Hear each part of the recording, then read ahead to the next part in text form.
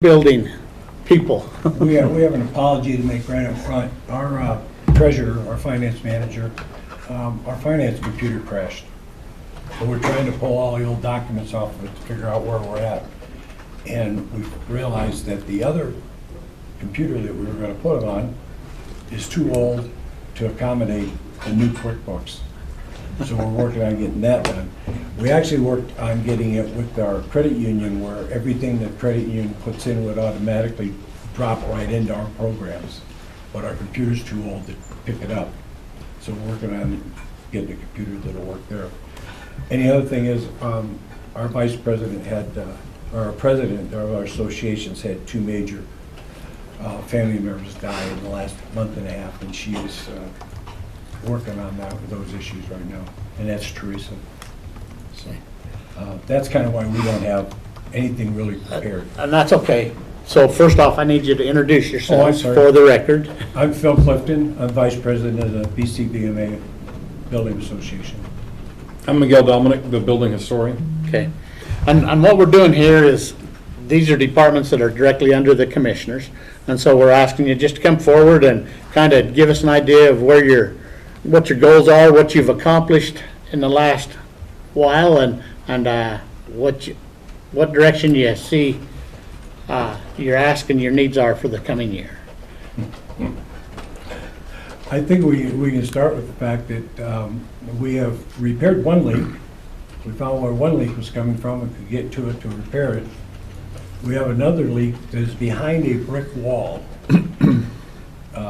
The old building, the way it sits, actually has two brick walls, exterior brick walls, and all the plumbing and everything that goes to the outside goes in between those brick walls. So when you get up into the attic, where one of the leaks is happening is behind a brick wall, and the company we had come and look at it cannot tear the brick down for whatever reason. And we have another one that we just have to have a roofer come look at and make some repairs. I think just those two areas of the roof that we had talked about, where the drains are.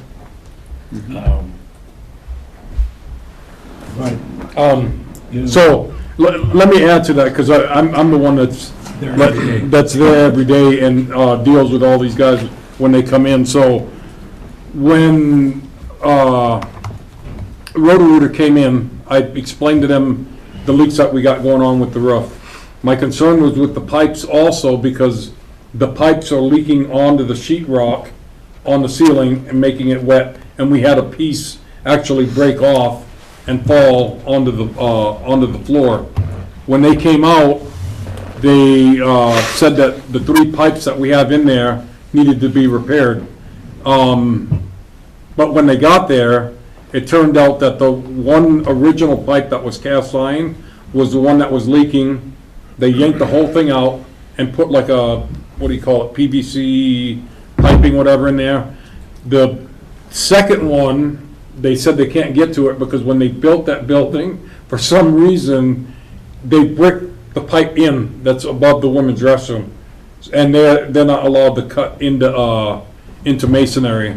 And then the third pipe that's on the men's side, they said that leak was not coming from the pipe. It's actually water dripping from the roof onto the pipe, and then it just goes around the pipe, so it looks like it's a pipe, but they said the pipe is actually in good condition.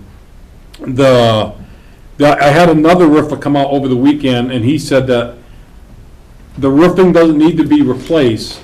He said a lot of the damage is from, what do you call it, the membrane that they put up in the caulking that was put along the side. He said all that caulking, he looked at it and he said it's actually the wrong type of caulking. So he said whoever you had go up and put that up has put the wrong caulking, and all that caulking is just peeled away, so there's a gap, and when we get heavy water, that's dripping into the building.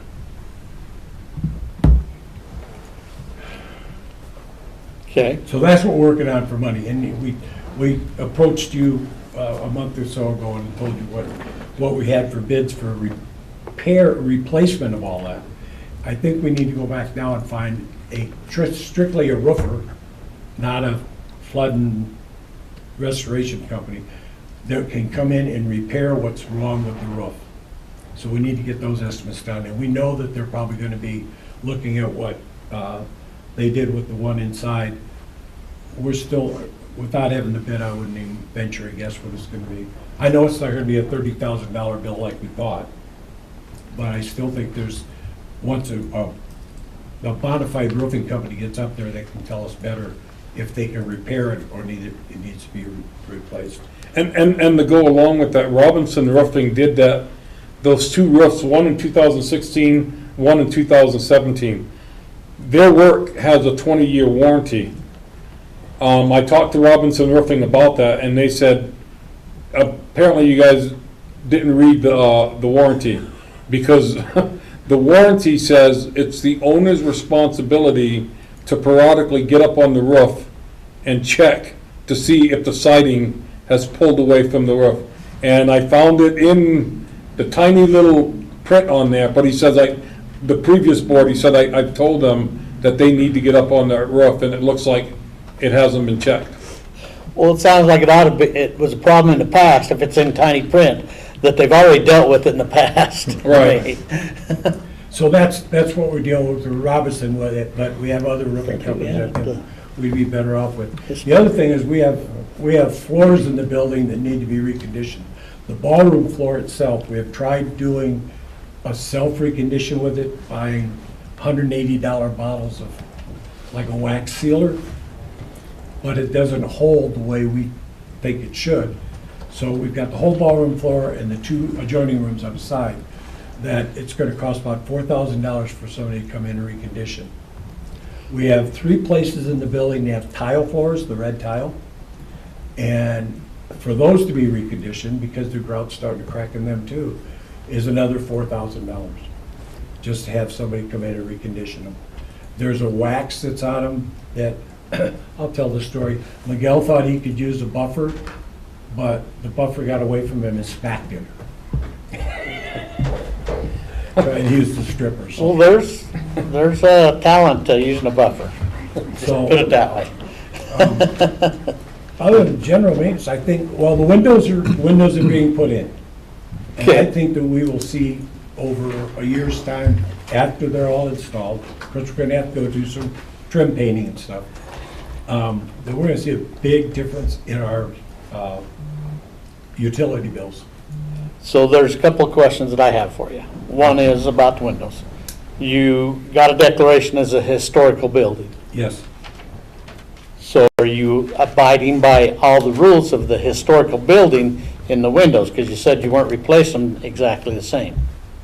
Yes, so I actually talked to the Historical Society in Boise, and I actually mentioned the plans with the windows, and they said that, the design that they're putting in, it's exact same design as before.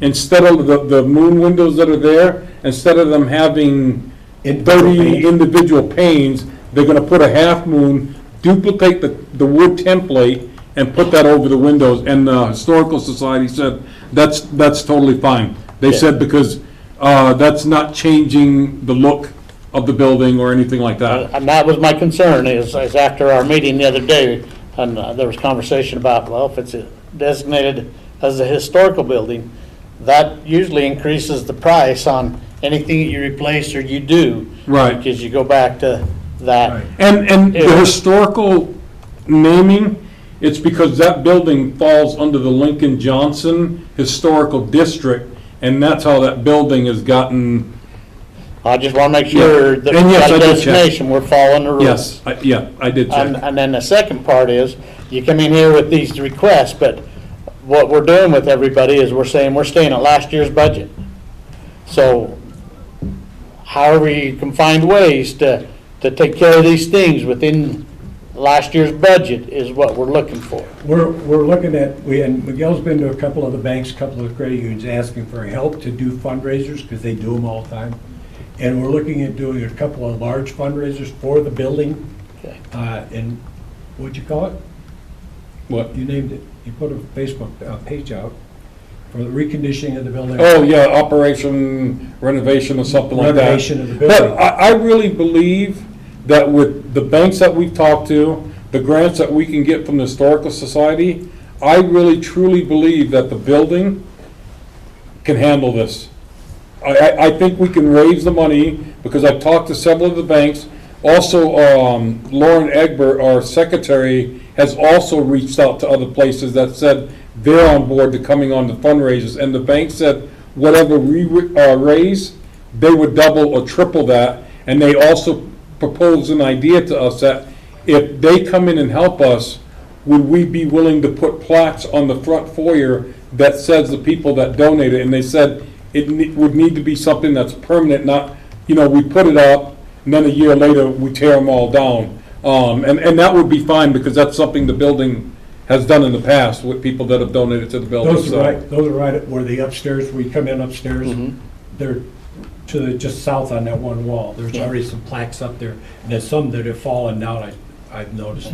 But that would be an idea too, is to use that as a place to recognize all of them and what they're doing. I've got 2 grant writers that are gonna look up historic building grants and get started on seeing what we can do with those. Somebody else had talked. Well, that's exactly what we wanted to hear. We wanted to hear that you're moving forward, you're not just saying, we expect you to just give us money and this will happen. And see, You're working forward with the grants and stuff We do all like these that. events at the building, where's all that money? Well, the thing you gotta understand is when we do an event, we have a VSO that usually sponsors it and monitors it, and they get 50% of whatever's paid for the rental, and the other part goes to the building. Well, by the time you get done, after charging somebody $700 for using the building, not much left over. Even if we do, and then we have all the unpaid, free events that we allow with, special service, active duty people and everything. Everybody says, well, you're giving the building away. Well, I'll tell you, just like Commissioner Crowder's told us and everybody else, we're reevaluating every process. And the way you've done everything in the past isn't always the way that's gonna be in the future. right. And I truly believe that, I think all the board members were also in agreement too, that we want to come up with ideas where we're raising the money ourselves, where we're not having to come to the county to say, hey, give us all this, and the building, we won't do anything. And that's why we're coming up with all these ideas to do fundraising. And I truly believe that we could do it. And if we reach out to the people of Pocatello also to say, hey, this is your building also, this Veterans Memorial Building, that people will also come in and support us and help us raise funds. Good. Commissioner Huff? No, I'm good. John? The only thing I want to say is I've been, like I said at the last meeting, I'm very impressed with the direction you guys are going. I really think you're on the right track, and even after this meeting, I'm even more impressed. I think you guys are doing things right and are really kind of a model for a lot of people in the county about how to get things done and take care of things yourself and really step out there and do the work that's needed. So I'm very happy with the way you guys are going. And I echo what John just said. I mean, from our last meeting to this meeting, you've done a lot of work and in the right direction. But he does not get to use the buffer. No buffers for him again. And don't ask me for the video. I watched the video. The video's already online. You're not going to get rid of it now. I've seen it, and I thought it was, I'm sorry to say, entertaining, so. Well, that's America's funniest videos. Submit it, there's $10,000 There's your right 10 there. grand right there, so. You see, you're working on it in all different directions. Especially an army vet, everybody in the military had to handle a buffer. Yeah, I did. My second Purple Heart. And one of the questions I brought, Miguel might even have an answer with this one, is as we go forward and the things that are reimbursable by the county commissioners that we do in the building, I think we have a fairly good handle on it, but at the same time, I think there's some things that we wonder about that are general maintenance around the building, whether they're reimbursable. And just to let you know, the ladies in the county commissioner's office, they've actually sent us an email saying, what is and what isn't and stuff like that, so we kinda have an idea, so. Okay, yeah, I thought we'd had Yeah. that discussion just here lately, Yeah. and so, So I think we're on track, you know, with doing fundraising. Our VSOs hopefully are gonna step up and try to help in a lot of ways. And I think a lot of them have some good ideas if they take it back to their memberships. We did get rid of the big old tree on the corner. It's gone. oh, There's firewood there if you need it. Yeah, 'cause that tree was starting to die and starting to lean, and so we didn't want that thing falling on, that's all we needed is it to fall on The the guy got at building. least 4 buckets of pine cones just off the corner of that roof. really? Yeah, it was really a mess up there where the tree had dropped on it and everything. And we did save an 8-foot section of it.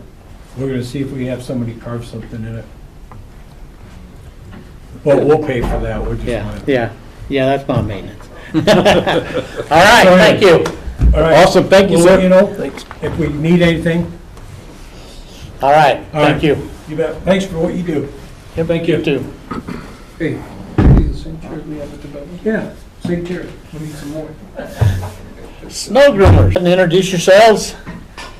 I'm Carl Kutz.